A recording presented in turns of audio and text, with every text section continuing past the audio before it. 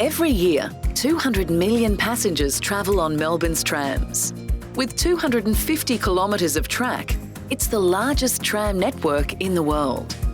To ensure our city's trams remain safe, reliable and comfortable, from time to time, they all need a little TLC. At Downer's East Preston Tram Depot, our team is currently undertaking the world's largest tram life extension and refurbishment project.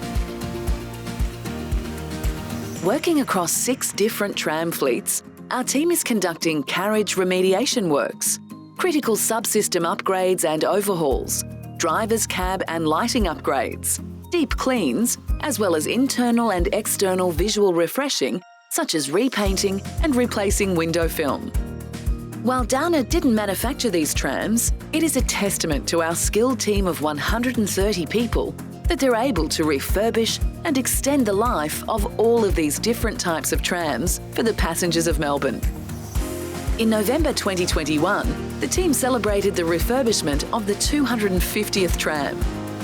Downer is proud to play a part in providing a safe, reliable and comfortable tram journey for the passengers of Melbourne.